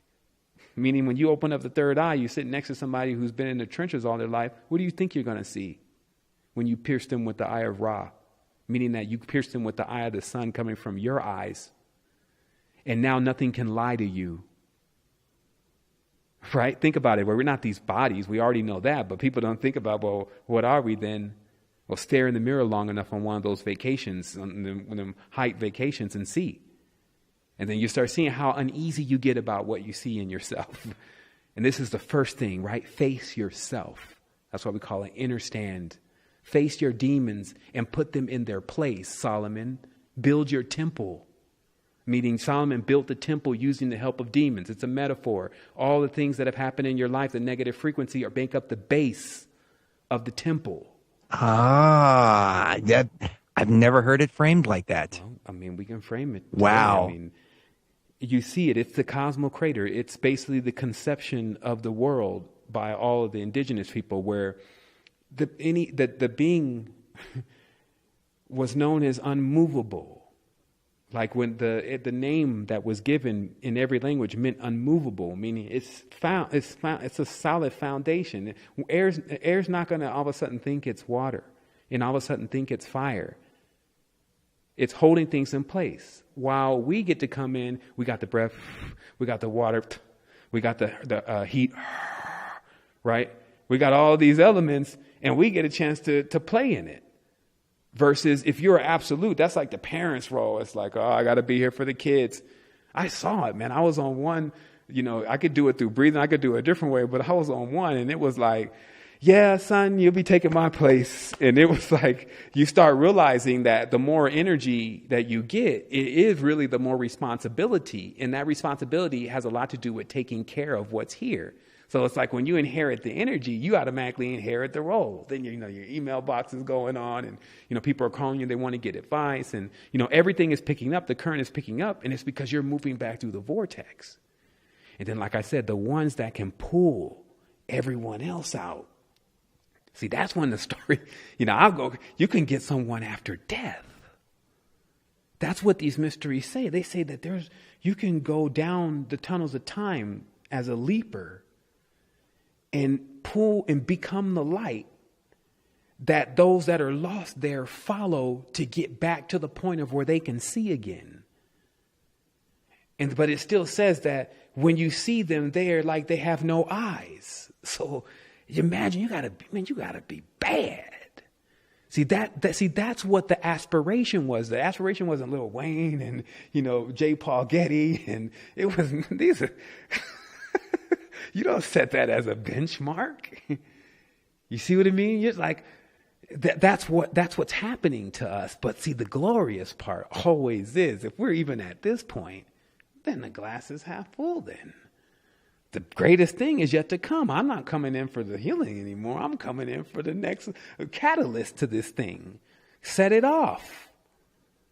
And just remember, the body, I don't know what. I'm still trying to figure out how it has this kind of thing going on. But it's real as me and you talking. When the chakras come on, when the first wheel starts spinning, the root chakra, and then it hits those other cogs and starts spinning those. And then you realize how to get back over the top of your head, because see, everyone wants to ascend. Everyone want to go heaven. No one want to die. Everyone wants to ascend, but they don't want to descend. But what this means is, one, you can't build energy. You get stuck in another city. And two, you never be able to bring back down the seeds that you've gained in these higher stages of consciousness. So in that, you've kind of like failed yourself in a sense. Like, behold, the ladder is going up and down. So you got to you get up there and then you go back down. And each time you're getting stronger.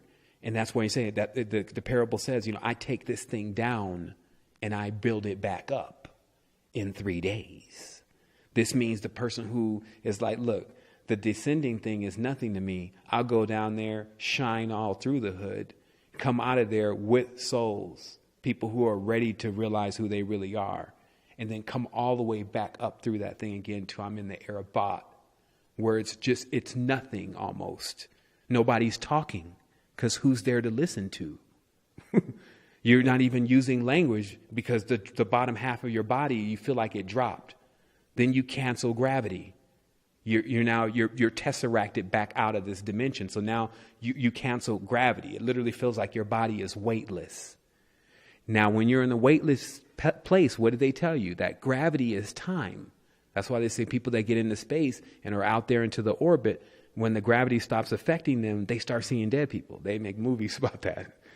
But it's because the time and gravity are connected. So the moment you cancel out gravity with your thrust, you now start being able to connect with the spaces and spaces as if the time doesn't exist. And this is a real thing. When you start, and I've started, I'm an early bloomer, you're a baby there. You don't even really know what you're seeing. You see all this stuff, but you can't actually say what it is. That's the funny part. Just like when you came into this world, when you were staring up from the crib in these globs because the eyes weren't developed. Come over everything, the only thing you could do is feel the energy. So that's what I do there. I just feel the energy. I'm not trying to find something, look for something. I'm not trying to manifest a Bugatti. I'm feeling energy. And I'm connecting with energy. And also remember, I'm not dumb to what keeps the universe going. This is all about our connections. So it's time again to really see, when we make things feel good, we feel good, right? That's what this whole thing is about during this conversation. I want to help people. That's that. So it takes place though on this level where you have to do it to yourself, however that sounds, because that takes the power back. Because now you're self-motivated. You can turn yourself on. And then when you can turn that body on, and then the mind and the soul and everything follows, or whatever one you turn on, that's what we're talking about. And that's the space, when I'm talking, that's the space that I'm speaking of. What starts to occur in there? That's the space I'm talking about, what I'm mapping. As far as Earth and the adjacent fields, they're already identified. When you have cymatics, when you have the frequency of the planet, you have the shape of the planet. You'll notice even that certain shapes of planets are actually whole languages. Hebrew is the Star of David, or the Magan star that's sitting on the top of the pole of Saturn. So the language is the flame of the fire of the serpent. It has two sides. So, and that's the whole Saturnalian sphere. Why it is the way it is the same reason why there's time to get rid of something. There's a force that comes and gets rid of something. You see, so when we get harmonizing, it's not about you going and being a Saturnalian. Harmonizing is about having the solution, or when you say in the end of a mathematical equation, solve, meaning you know its meaning, you know where its position is, and that's why they say salt, the cube, becomes the first part of what people have to understand, death, before they can get to the next stage of the ziggurat on their way of climbing the ladder of light back to prime mobile to go through it. It's like an hourglass. That's why the hourglass on the top is dropping the granules, but it's inexhaustible. And those granules that are coming down into the lower half of the hourglass, those are the seeds. So what we're doing is we're going back up through the apex or the pinion of the hourglass, which is the sun. Then it leads back down the corridors, or up the corridors, whatever direction. No more space-time. So it goes through the corridors of time. And that to me is the preferred way. Like, if you ask me how would I rather fly, I'd rather fly through the sun. I would rather not go in a 0 point. That's just a preference. Because as I'm continuously going higher, there is more knowledge in explanation and in experience available to figure out how to cancel the equation. So that means the ultimate achievement of the ancestors, which was to stand at the door. So that's where we're at. In the beginning of the conversation, I said where you want to be. Because if you reincarnate, when you come out of the body, you're right at the envelope. It looks like snot, kind of, front of my. It's an etheric bubble. And even when you're trying to look through it, what is on the other side is distorted. You can't actually see unless you have some eye that pierces. And that's why you see eyeballs everywhere. Those are the piercing eyes. When you can pierce it, then you're basically like, it's teleporting, because that's why eyes are portals. So you're just boom, boom. And then you go into the other biorhythmic version of you that exists there.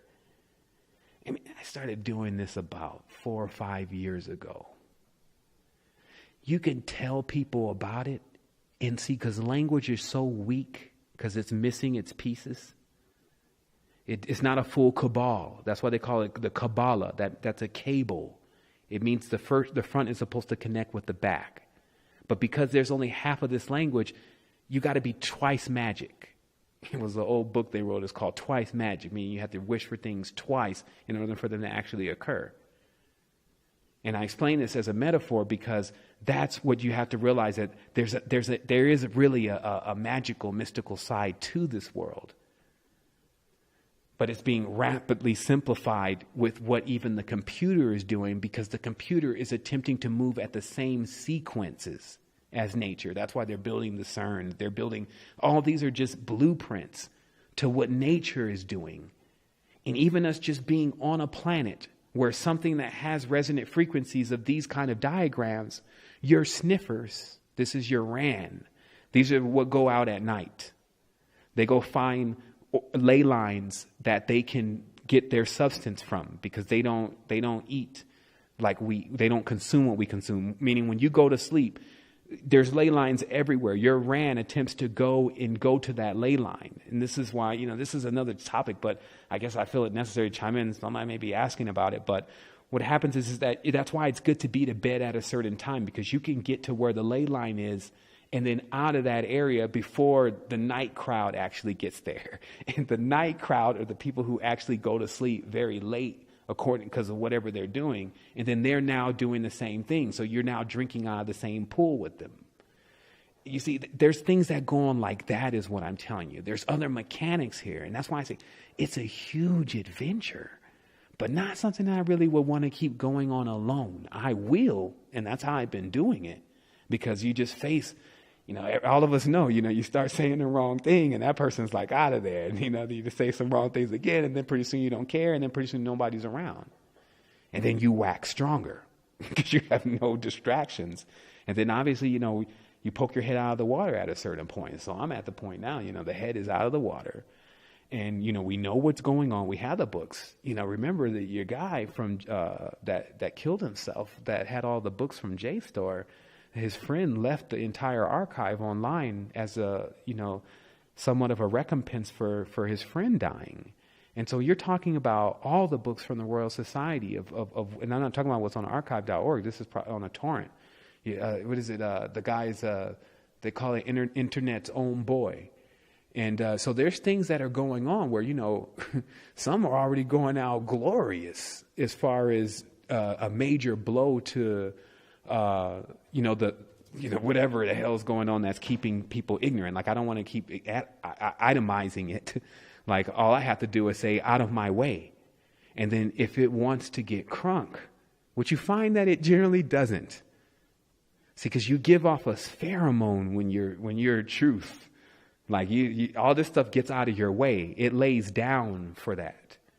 It's not even, there's no battle. Like, you would need to be on my level to battle me. So you see what I mean? You get to a whole nother level. You're like, man, we have light weapons. What are you talking about? On the physical plane? Oh no, we don't do nothing on the physical plane. Physical plane is just a shadow. It's several layers down from the emission point. So that means it's going to get stepped on, hacked, twisted, bent around, right angled, and everything before it gets to you. And then you wonder why you're confused and you can't find the direction you should go. Because why? It's a principle of physics. As light gets deeper into the vortex, it condenses. That's what trees do. They condense light and make the bark. That's why DMT is so powerful. The acacia, the burning bush itself, pulls the sun's light and distills it inside of the root. Better than pretty much any plant. That's why it can hang out in the desert. It's eating light.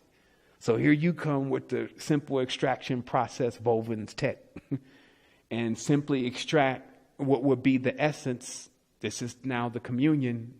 That's why when you generally get there, they already know you're coming. That's the funny part about, some people don't realize why it was like they were there and they was there, because it's on the other side of time. Now there's different spaces, but generally it's termed as the realm of the dead. Not because it's scary, but it's because that's where everyone goes when they die. And there's more beings there than there actually is here, because there's more people that died, and you can think that logically, than are actually alive. And that's just one of the worlds. And the king is there.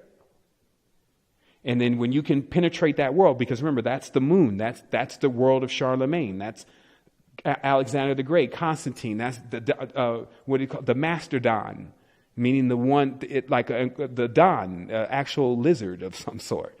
That's the moon. That's the first step on the ladder of lights for old Hercules. And again, the game is playing out now as it's AT&T now. It's not, it's AT&T billing you. It's no longer big Tyrannosaurus's ghost. You see what I mean? It's playing out in an entirely different way because they keep mixing it up. And that's what you got to realize about the universe is it's like a big mixing bowl. They call it the primordial soup. So it's about us saying, okay, snap into it. I'm cool. You awake? Yeah, I'm awake.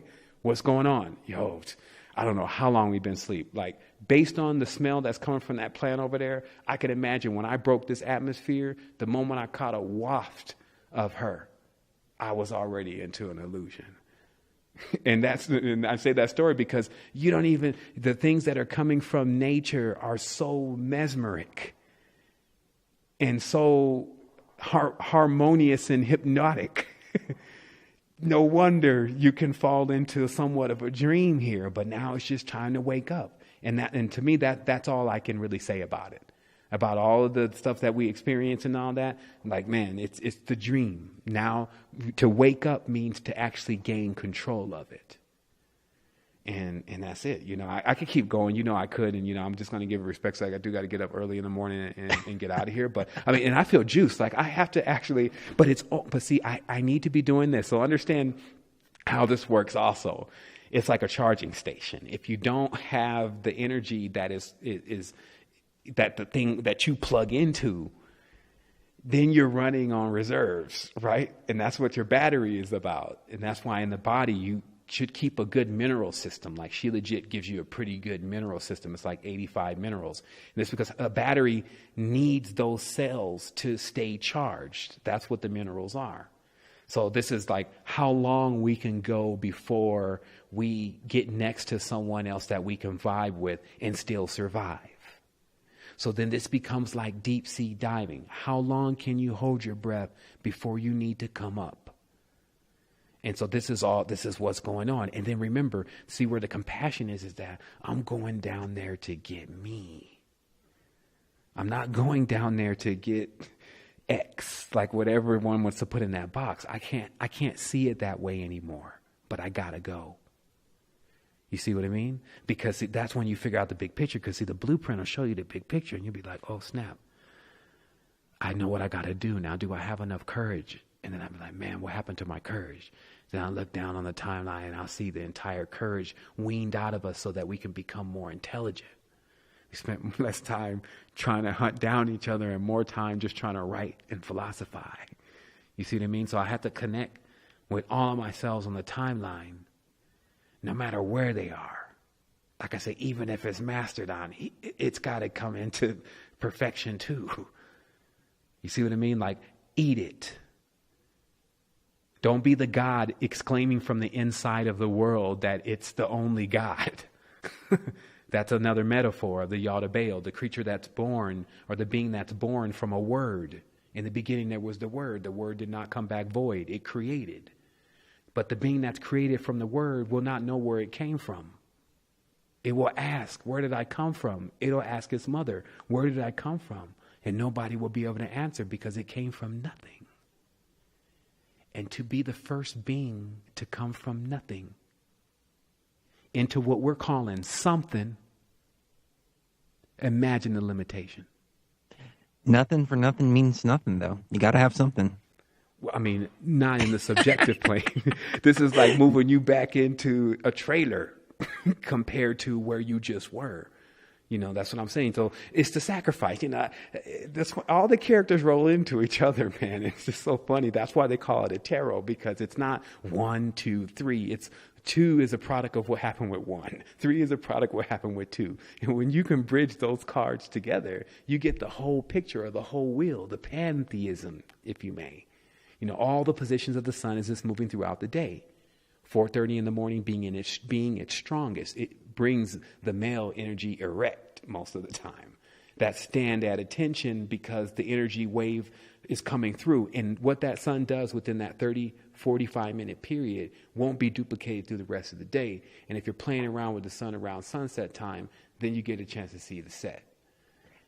You see how unfair it is, though? 4:30 in the morning is the male energy. When 4:30 in the morning is when the women are passed out completely and don't want anything to do with anything. Well, that's again why I said you got to turn yourself on. You just got to start taking those breaths. Sevan, this has been a lot of fun, man. Thank you very much for coming on last minute like this. Anything you want to leave the audience with? I don't want to keep you too much longer because I know you have a big day tomorrow. I think we got it out, and I mainly just, I got on the line. I really connected with the people that were on the line, and especially that's why when Frank was talking earlier, I was like hearing me, because that's just how it works. And I was like, man, I got to get there. Oh, Frank, man, just throw him, these rest of the bridges and get what he has to get from me. And let's keep building this. And then obviously to hear William speak, it's just, see, I'm still young. Like you could tell that I got, it's like the young thing running around. But man, when you hear the wisdom of the elders, and I'm not saying that he's old, but he's definitely an old soul. It comes through so smooth. Yes, because it it's does. just like, it's that strength, and then that's the foundation. And so I'm glad today that we had the full spectrum, and everyone was in their position, and I'm sure the listeners loved it. Oh man, for sure. We have to do it again. We have to do a roundtable in the very near future, because the three minds coming together like this evening, I think was very, very powerful. And there wasn't really anything planned. I think next time if we plan things a little bit better, we can make it much more productive than it was this evening. And that's really pushing the envelope, because this evening was just phenomenal. Thank you very much. What are your websites one more time? Just secretenergy.com. And if people want to check out the University, it's secretenergy.com/enroll.